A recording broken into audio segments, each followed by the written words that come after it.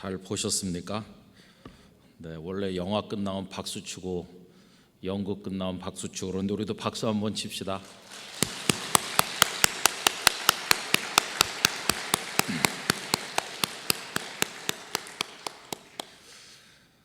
여러분, 원래는 올해가 한경직 목사님 하나님께 가신 지 20년 되는 해기 때문에 우리 한경직 목사님 그 뮤지컬을 준비를 했습니다. 코로나만 아니면 이제 배다니 홀에서 풀 버전으로 우리가 전부 다 같이 봐야 되는데 오늘 그 중에 일부를 이렇게 편집을 해가지고 성도님들께 보여드리는 것 같습니다. 이제 준비가 되어 있는 거니까 코로나만 진정되면 우리 다 같이 모여가지고 함께 하나님의 은혜를 나눌 수 있을 것이라고 믿습니다. 그동안에 다시 비대면 예배로 전환되면서 그동안 금요 기도회도 우리가 쉬었고요, 주일 오후에 찬양 예배도 쉬었었습니다. 그런데 오늘 저녁부터 이렇게 불편한 가운데서도 다시 금요 기도회 문을 열게 되는 이유, 그리고 내일 모레 주일 오후 찬양 예배를 다시 시작하는 이유는 하나인데요, 선교 대회가 시작이 되기 때문입니다. 다른 때 같으면 아마 금요기도회를 이렇게 모이지 않았을 것 같아요. 그런데도 우리가 좀 무리해서라도 모이는 이유는 선교가 그만큼 중요하기 때문입니다. 그래서 다른 건 몰라도 선교대회를 앞두고 금요기도회를 해야 되겠다고 생각을 했고, 또 돌아오는 주일 저녁에는 학원 선교대회 의미를 담아서 이제 모이게 될 것이고, 또 여러 강사님들이 오시게 되는데 비록 성도들이 가득 차게 모이지 못하지만은 우리의 마음의 열망을 담아서 온라인으로라도 같이 보시면서 선교적 소망을 우리 마음속에 버리지 않아야 되겠다 하는 마음으로 정상적으로 다 진행을 하게 됩니다. 우리 성도님들 오늘 예배당에는 선교부와 관련되신 일부 성도님들만 들어와 계시지만 여러분 가정에서 여기 계신 것과 똑같이 아니면 더 뜨거운 마음으로 오늘 2020년 우리 선교 대회를 위해 기도하시고 함께 해주시기를 부탁을 드립니다. 여러분, 성경 말씀을 우리 같이 읽고 나서 말씀을 좀 나누고 함께 기도를 드리려고 하는데요, 오늘 저녁에 같이 받으실 말씀은 마태복음 4장 23절 말씀부터 마지막 절 25절까지입니다. 마태복음 4장 23절부터 25절까지 신약성경 사면에 있습니다. 4장 23절부터 우리 다 같이 합독하도록 하겠습니다. 예수께서 온 갈릴리에 두루 다니사 그들의 회당에서 가르치시며 천국 복음을 전파하시며 백성 중에 모든 병과 모든 약한 것을 고치시니 그의 소문이 온 수리아에 퍼진지라. 사람들이 모든 앓는 자 곧 각종 병에 걸려서 고통당하는 자, 귀신 들린 자, 간질하는 자, 중풍병자들을 데리고 오니 그들을 고치시더라. 갈릴리와 데가볼리와 예루살렘과 유대와 요단강 건너편에서 수많은 무리가 따르니라. 아멘. 여러분, 선교가 뭘까요? 아까 우리 그 뮤지컬 노래 가운데 한경직 목사님으로 나오는 그 형제가 이런 찬양을 드리죠. 난 하나님의 백성, 우리는 하나님의 백성, 그렇게 하면서 하나님의 뜻대로 산다는 가사를 계속 노래로 불렀습니다.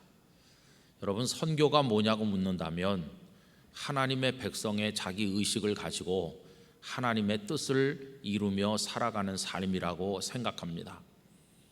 오늘 우리 한 목사님의 이야기를 조금 접했는데 한 목사님의 삶이 선교적 삶인 것이죠.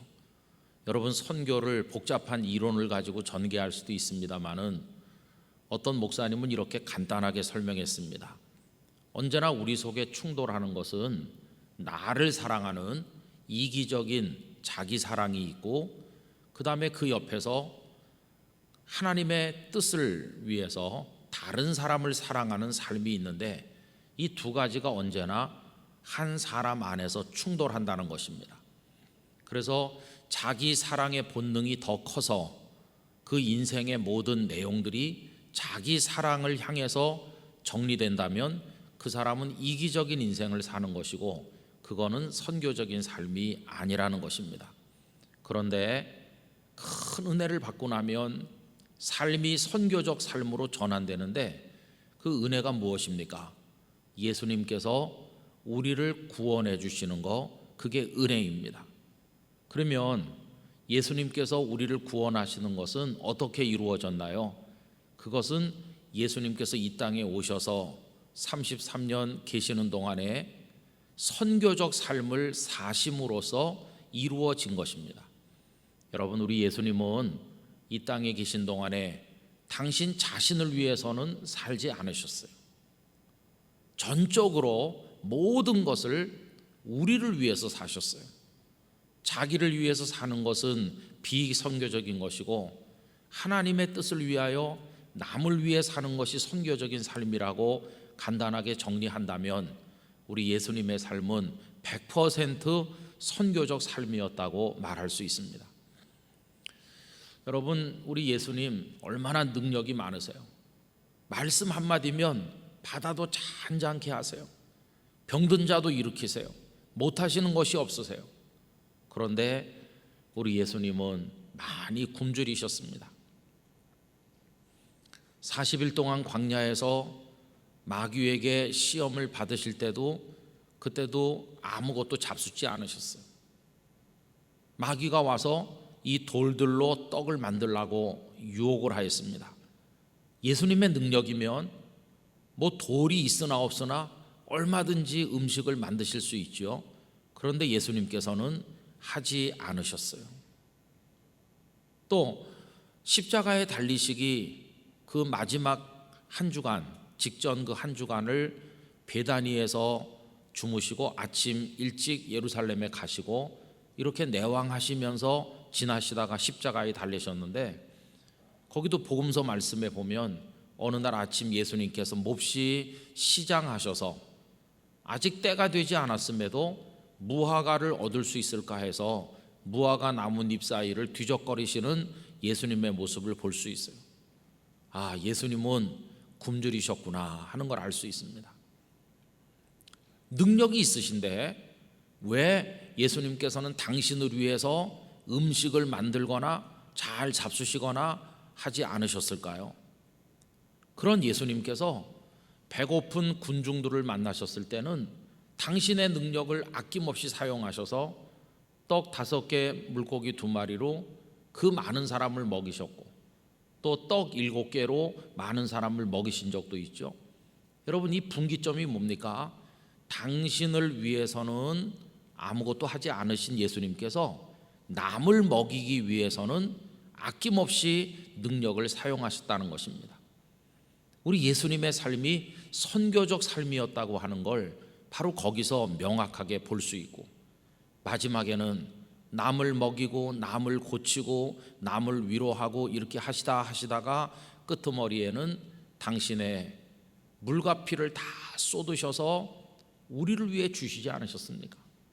예수님의 부활까지도 첫 열매가 되시고 따라서 우리도 부활하도록 하시는 것이니까 예수님은 이 땅에 오셔서 승천하시기까지의 이 지상에 머문 모든 시간이 우리를 위한, 당신 자신은 전혀 위하지 않으신 100% 선교적 삶을 살다가 가신 것이었습니다. 여러분, 우리가 예수님을 믿는다고 하는 것은 바로 거기에 우리 인생을 살아가는 방점이 찍혀지게 되는 것이죠. 사실 우리가 예수님을 믿기 전까지는 남을 위해 사는 삶이라는 게 아주 어색하고 불편하고 또 하고 싶지도 않은 것입니다. 그렇죠? 다 자기를 위하죠. 공부를 하는 것도 자기를 위하고 돈을 버는 것도 자기를 위하고 시간을 투자하는 것도 다 자기를 위해서 하는 겁니다. 세상 사람 다 그렇죠. 뭐 자기를 위해서 남을 죽이기도 합니다. 그런데 주님께서 선교적 삶을 통해서 사랑이 무엇인가 하는 것을 우리에게 보여주시면서 제자들에게 말씀하시기를 내가 너희를 사랑한 것 같이 너희도 서로 사랑하라 하셨습니다. 이 말씀을 바꿔 말하면 내가 선교적 삶을 사는 것처럼 너희들도 남을 사랑함으로 선교적 삶을 살라 하시는 거죠. 그런데 우리는 다 우리 자신밖에는 사랑할 줄 모릅니다. 그런데 우리를 사랑하신 그 주님의 사랑을 바꿔보면, 그 사랑을 깨닫고 나면 너무나 감사하고 감격한 것이죠. 그러면서 깨달음이 깊어져요. 길게 살아봤자 100년이고 100살까지 사는 사람 몇 명 없고 다 그 전에 끝나는 인생인데, 이렇게 내 욕망을 위해서 살아봤댔자 남는 게 뭐가 있나? 하나님의 영원하신 나라, 영원한 생명의 나라에 그 영생의 면류관, 의의 면류관, 영광의 면류관, 이거 생각하면서 하나님을 기쁘시게 하기 위한 삶을 생각을 하게 되면 점점 선교적 삶으로 전환을 할 수 있게 되는 것이죠.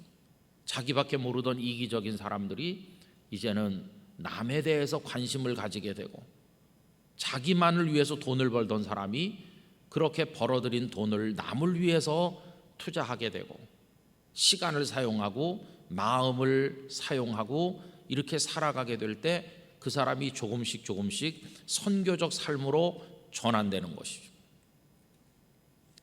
포항에 있는 한동대학교에서는 학생들에게 공부해서 남 주자고 가르쳐 왔습니다. 그거는 세상에서 볼 때는 어색한 것이죠. 다 자기를 위해서 공부하는 건데 공부 열심히 해서 남 주자. 여러분, 그게 선교적 마인드가 그대로 배어나고 있는 이야기 아니겠습니까? 한경직 목사님께서 마지막에 떠나실 때 빈손이셨다. 아까도 조금 나오는데, 한 목사님은 뭐 당신의 치부, 당신의 영광, 당신의 어떤 것을 위해서 살지 않으려고 몸부림치셨어요. 그리고 한 목사님은 그 불쌍한 고아들을 위해서, 그리고 선교를 위해서 당신의 모든 걸 바치면서 영락교회 강단에서 영락교회 성도들뿐만 아니라 한국교회 성도들을 위해서 말씀을 전하셨고, 그리고 당신의 건강이 그렇게 남들처럼 좋지 못함에도 불구하고 있는 힘을 다해서 끝까지 그런 마음으로 사셨어요. 여러분, 한 목사님이 귀한 이유는 그분이 유명해서 뭐 그런 게 아니라 예수님께서 선교적 삶을 사신 것처럼 목사님께서도 선교적 삶의 모습을 우리들에게 남겨주고 가시면서 그걸 우리로 하여금 이어나가도록 하셨기 때문에 우리가 목사님을 마음으로부터 귀하게 여기게 되는 거 아니겠습니까? 저는 그런 의미에서 두 가지 차원에서 우리도 선교적 삶을 살게 되기를 원합니다. 첫째는 우리 개개인이 인생을 살아가는 면에 있어서 선교적인 삶을 살기를 원합니다. 그리고 영락교회라고 하는 공동체 차원에서도 선교적 삶을 살아가게 되기를 원하는 것입니다. 오늘 읽은 말씀은 예수님께서 어떻게 남을 위한 선교적 삶을 사셨는가, 그거를 보여주는 말씀인데요. 여러분, 오늘 말씀 23절에 보시면 예수께서 온 갈릴리에 두루 다니사 그들의 회당에서 가르치시며 천국 복음을 전파하시며 백성 중에 모든 병과 모든 약한 것을 고치시니 라고 하였습니다. 여러분, 이 중에서 예수님 당신을 위해서 하신 게 뭐 있나요? 없습니다. 온 갈릴리에 두루 다니사. 왜 다리 아프게 발품을 파르십니까? 당신의 이익을 위한 거 아니었습니다. 또 회당에서 가르치신다, 천국 복음을 전파하신다, 모든 병과 모든 약한 것을 고치신다. 우리 주님을 위한 게 아니었어요. 다 거기 있는 흑암에 앉은 백성들, 탄식하고 슬퍼하는 버려진 사람들. 그래서 예수님께서는 그들을 볼 때 목자 없는 양 같음으로 인하여 불쌍히 여기셨다고 그랬습니다. 그게 예수님의 마음이고, 바로 그런 마음으로부터 그들을 위한 삶을 살기 위해서 온 마을로 다니시고, 예수님께서 무슨 좋은 가죽신, 쿠션 좋은 가죽신을 신으셨겠어요? 누가 늘 좋은 말에다 태워서 모셨겠습니까? 죽으러 예루살렘에 입성하실 때도 남의 나귀 새끼를 빌려다가 타신 예수님이세요.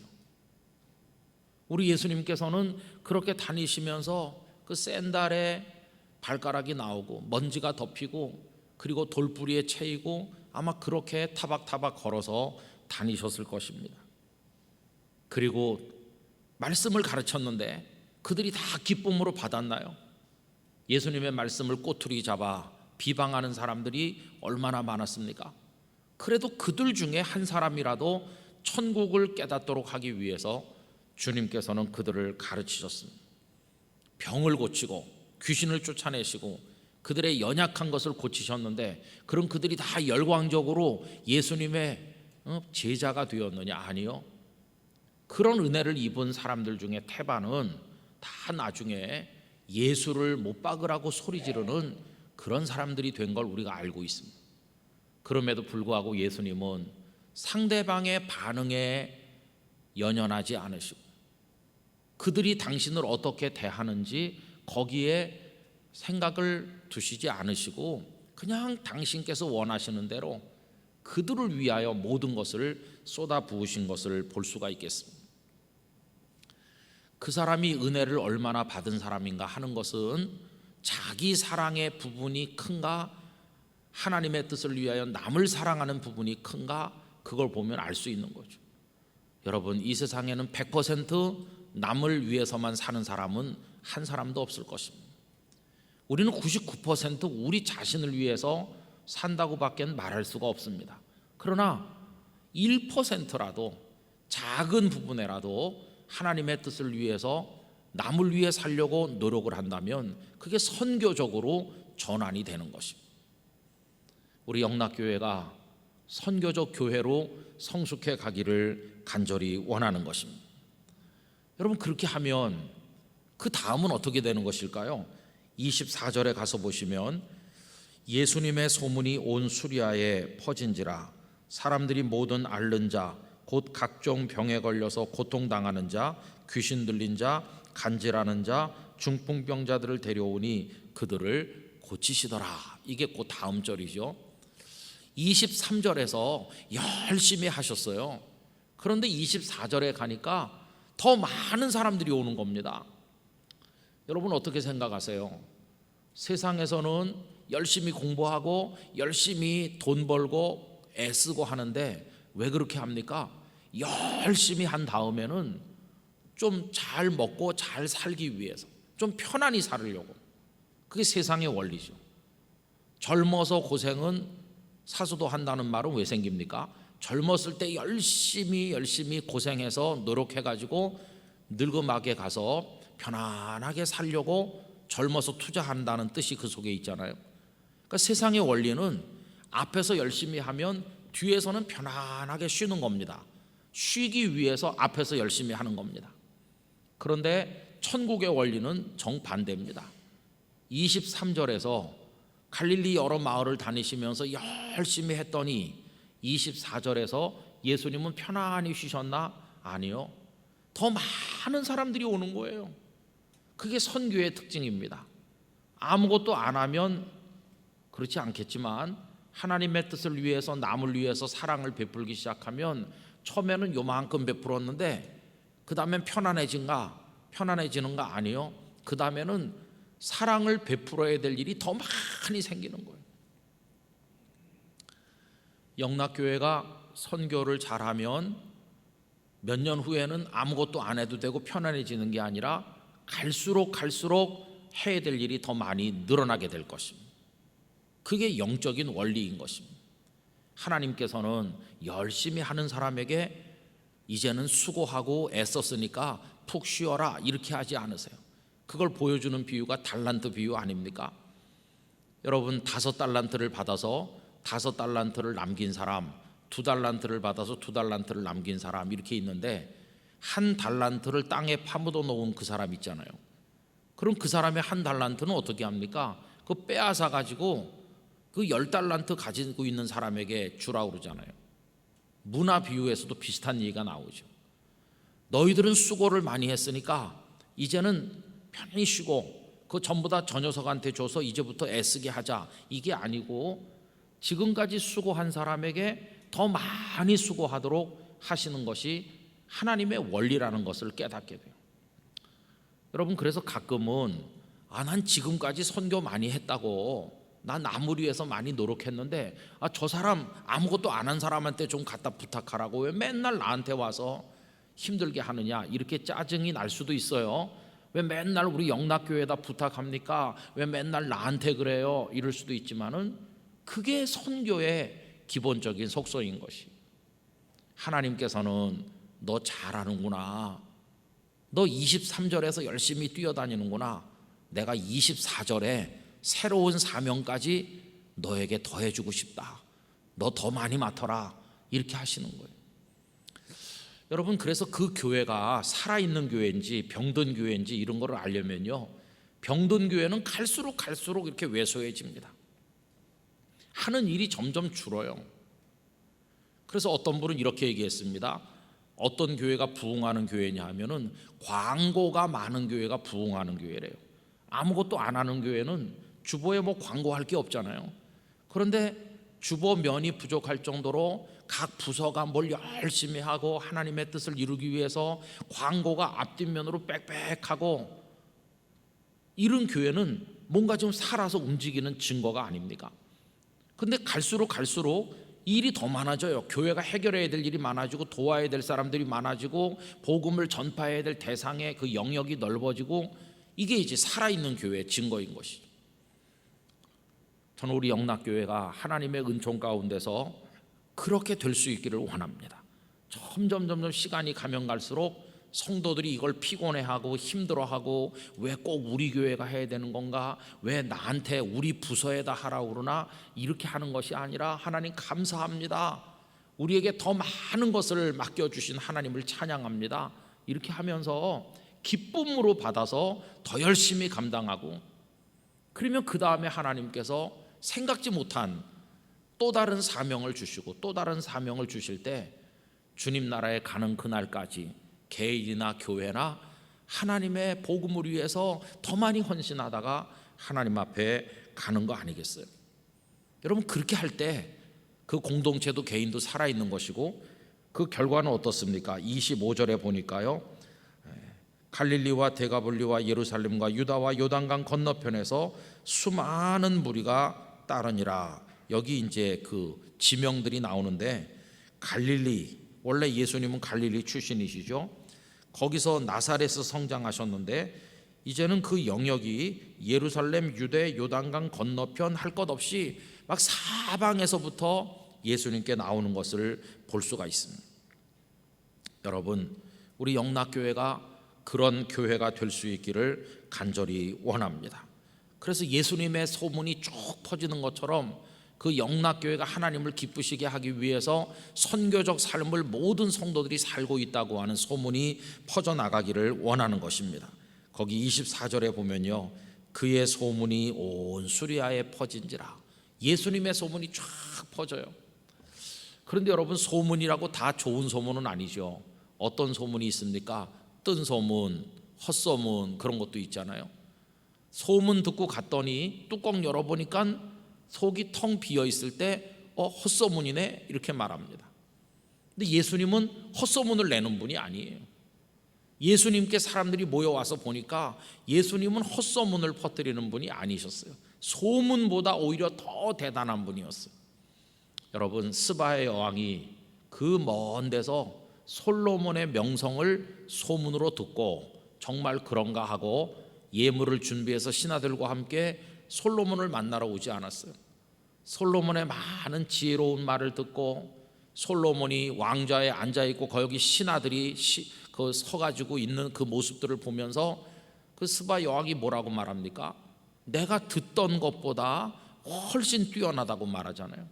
이게 진짜 아름다운 거 아니겠어요? 데살로니가 교회 소문이 마게도냐와 아가야 전 지역에 퍼졌다고 말씀하고 있는데, 영락교회 소문이 쭉 퍼져나가기를 원합니다. 그 소문이 헛소문이거나 뜬 소문이거나 나쁜 소문이어서는 안 되고, 선교적 삶을 사는 성도들의 아름다운 소문, 영락교회가 하나님의 나라와 복음을 위해서 어떻게 헌신하고 있는지 바로 그런 소문이 쭉 퍼져나가야 되는 것이죠. 그러려면 뒷받침되어야 되는 게 두 가지 있어요. 첫째는 능력이 있어야 되는 겁니다. 두 번째로는 그 능력을 얻기 위하여 성령님을 의지하는 기도가 있어야 되는 것이죠. 여러분, 예수님의 소문이 퍼졌는데 그래서 누가 가보자, 예수님께 가면 문제가 해결된대. 그래가지고 사람을 데리고 왔는데 예수님께서 아무것도 해결 못하시면 그게 헛소문인 거죠. 근데 예수님은 그런 분이 아니셨어요. 주님은 능력이 있었습니다. 하나님의 나라는 말에 있는 것이 아니라 능력에 있다고 했어요. 여러분, 그러기 위해서 우리가 영적 능력을 가져야 될 줄로 믿습니다. 영락교회가 영적 능력을 가진 교회가 돼야 되는 거죠. 그런데 우리는 주님이 아니잖아요. 주님은 하나님 그분이시니까 전능하시지만 우리가 무슨 능력이 있습니까? 그저 우리가 부족하지만 아버지의 뜻을 위해서 선교적 삶을 살다 가길 원할 뿐인데 우린 능력이 없잖아요. 그래서 우리가 꼭 해야 될 것은 능력 주시는 성령님을 의지하는 것입니다. 오직 성령이 너에게 임하시면 너희가 권능, 디나미스, 그 다이나마이트 같은 능력을 받게 될 것이고, 그러면 나가서 땅끝까지 증인이 될 거라고 말씀하셨으니까 우리는 하나님의 성령의 능력을 힘입는 수밖에는 없는 것입니다. 여러분, 성령의 능력은 게으른 자에게 막 저절로 나눠주시는 게 아닙니다. 다락방에 모여서 깨어서 기도하고 하나님의 약속하신 성령을 기다리던 성도들의 그 기도하는 가운데 하나님의 성령께서 임하신 것입니다. 저는 정말 코로나로 인해서 제일 안타까운 것 중에 하나가 다락방에 모여서 기도하는 것처럼 우리가 모여서 기도해야 되는데 다 각자 흩어져 있으니까 기도 생활이 제대로 되나? 우리 성도들이 성령님을 의지하긴 하는 것인가? 하나님의 능력을 따라 싸우고 있는가? 아니면은 점점 지쳐서 길바닥에 누운 폐잔병처럼 우리들의 영적인 모습이 그렇게 되어 있는 거 아닌가? 이게 정말 안타까운 것이거든요. 성도 여러분, 하나님의 영을 의지하시기를 바랍니다. 기도해야 되는 것입니다. 그래야 우리가 능력을 얻을 수 있는 것이고, 베드로와 그 요한이 기도하고 성령에 충만하고 능력을 받았기 때문에 나가서 전하니까 3,000명이 세례를 받게 됐고, 안진뱅이 장애인을 일으키는 능력을 행할 수 있고, 소문이 쫙 퍼져서 허다한 제사장의 무리도 주께 복종하면서 예루살렘 교회가 일어날 수 있었던 것이지, 그들이 뜬 소문, 헛소문, 혹은 또 자기들끼리 싸우고 갈등하는 나쁜 소문, 이런 것만 있었다면 더 저절로 다 주저앉아서 없어졌을 것입니다. 우리 선배들은 핍박받고 환난당하고 어려운 중에서도 그 선교적 삶을 잊어버리지 않았어요. 땅끝까지 가서 증인이 될 거라고 하는 이 선교적 명령을 가슴에 품고 하나님의 성령에 의지해서 돈이 생기는 것도 아니고 명예가 생기는 것도 아닌데 생명을 내걸고 퍼져나갔어요. 바울사도 그 어려운데도 전도여행을 다니시면서 그렇게 한 결과로 인해서, 그리고 전적으로 성령님의 역사를 의지한 결과로 인해서 여기 동방의 맨 끝에 있는 조선 땅에까지 복음이 들어왔고, 그리고 말씀을 듣는 이들이 생겼고, 그 중에 한 분이 한경직 목사님이시고, 목사님 속에 또 선교적 마인드를 집어넣으신 하나님의 역사로 인해서 여기 영락교회가 세워졌고, 그 후에 오늘 우리에게까지 이르게 된 것입니다. 여러분, 우리도 선교적 공동체로서 하나님의 뜻을 이루게 되기를 원합니다. 그거를 식어가는 우리 마음을 다시 되살리기 위해서 1년에 한 번씩 선교 대회를 하는 것이고, 이 엄중한 상황에서도 온라인으로라도 집회도 여는 것이고 세미나도 하는 것이고 그렇게 하는 것입니다. 그래서 오늘 이 자리에는 소수만이 나와 계시지만 우리 영락교회 성도 여러분, 가정에서 같이 기도하시고 다음 주간에 있을 집회 다 참석하셔서 그 여러 목사님들의 말씀을 경청하시고, 그리고 여러분들 엎드려서 무릎 꿇어 기도하시고 성령의 능력을 힘입고 여러분들의 생활 현장에서 나를 사랑하는 자기 사랑의 늪에 빠지지 말고 조금씩이라도 남을 사랑하는 선교적 삶으로 전환하셔서 나중에 우리의 인생이 끝났을 때 조금이라도 선교적 삶을 산 흔적을 가지고 우리가 하나님 앞에 설 수 있게 되기를 간절히 바라는 것입니다. 그렇게 할 수 있도록 하시는 성령님의 거룩한 역사가 우리 속에 불이 붙게 되기를 간절히 기원하는 것입니다. 지금 이 자리를 많은 성도들이 생중계로 보고 계실 거라고 저는 믿습니다. 그리고 오늘 여기 예배당 안에 우리 선교부와 관련된 분들이 소수가 오셨는데, 여기 오신 분들은 모든 성도들의 대표와 마찬가지십니다.